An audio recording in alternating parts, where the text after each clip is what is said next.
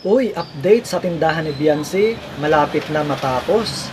At Kalinga Prab, gagawa ng YouTube channel si Beyonce. Ayan ang pag-uusapan natin.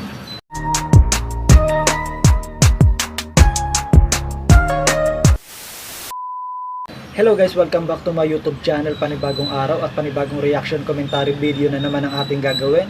Pero bago tayo magsimula, gusto ko muna kayong batiin ng good morning, good afternoon, good evening. Kung nasan man kayo mga lokasyon ngayon, sana sa mabuti kayong kalagayan. At may galap shoutout kay Kuya Bal at Edna, Kalinga Prab. Suportahan natin sila guys sa kanilang mabubuting gawain, pagtulong sa ating mga kababayan na nangangailangan. At may galap shoutout nga pala kay Presbyrador, kay Sir Jubilito, kay Teacher N. Suportahan natin guys ang mga reactor ng Kalingap. At syempre, suportahan natin ang mga Kalingap Angels. Shoutout nga pala sa mga ka-EDC natin dyan, ka-Jomcar, ka-Danjoy, kami Chris. Suportahan natin guys ang mga Kalingap Angels. At guys, iniimbitahan ko muna kayo na mag-subscribe sa aking munting channel para lagi kayong updated sa aking mga reaction commentary video. So guys, update sa tindahan ni Beyonce, malapit na matapos. Ayun nga guys, pumunta si Kalinga Prab sa bahay ni Beyonce at nakita ang sitwasyon ng tindahan ni Beyonce ay malapit na matapos. So narito yung maikling video, panoorin natin. Ayan guys, oh, yung tindahan po. Dito ka Ryan, oh, pakita mo yung update sa tindahan. Max, magkano yung ano mo dati? Magkano yung ano mo dati? Estimated 250.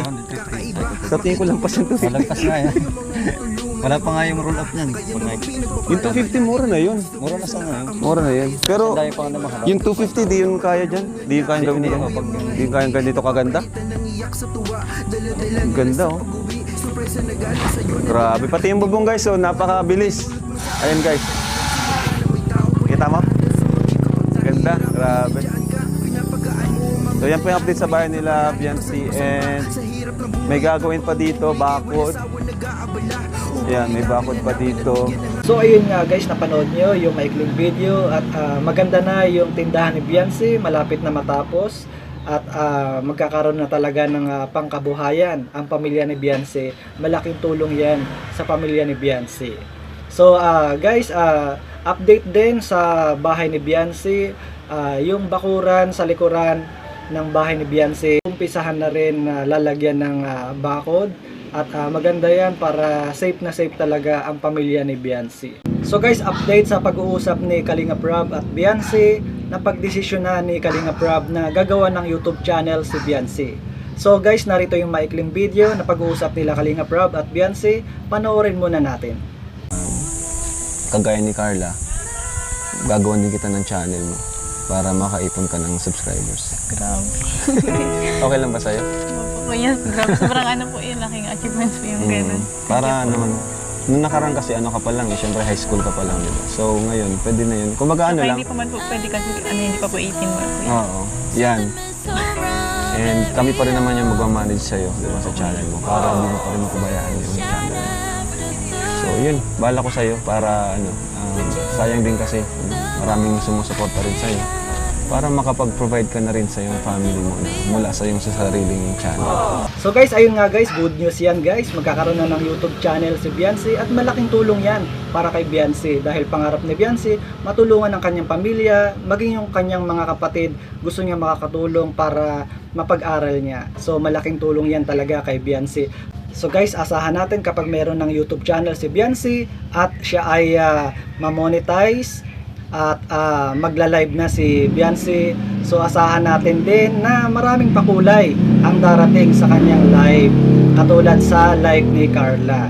So sigurado niyan maraming magsusupport at magpapakulay sa live ni Beyonce. Ayan, dahil maraming nagmamahal kay Beyonce. So abangan natin at syempre suportahan natin si Beyonce at ang kanyang YouTube channel. So guys, ito pa good news para kay Beyonce. Yung dumalaw si Kalinga Prab at Kalinga Edu sa tahanan ni Beyonce at nasabi ni Kalinga Prab na may sumagot na sa tuition ni Beyonce. Alam naman natin mahirap talaga magpaaral at malaki ang gagastusin. So malaking tulong kay Beyonce, may mag-i-sponsor na sa kanyang tuition. So malaking kaginhawaan ito para kay Beyonce. Malaking tulong talaga yung mga nagmamahal kay Beyonce, mga sponsor. Kaya ayan, good news yan para kay Beyonce. So pinagpaalam din ni Kalingap Edu si Beyonce sa kanyang magulang na lalabas sila. Kaya magandang bonding time din yung nangyari, yung pagdalaw ni Kalingap Edu at Kalingap Rob sa tahanan ni Beyonce. So marami pang mga good news na dumarating kay Beyonce, maraming mga blessing, talagang marami nagmamahal kay Beyonce. So abang-abang pa tayo guys sa mga good news, sa update kay Beyonce sa kanyang tahanan, dahil maganda na po yung tindahan at malapit na matapos, at yung paligid ng bahay ni Beyonce babakuran na rin. Magandang balita din yan para safe talaga ang pamilya ni Beyonce.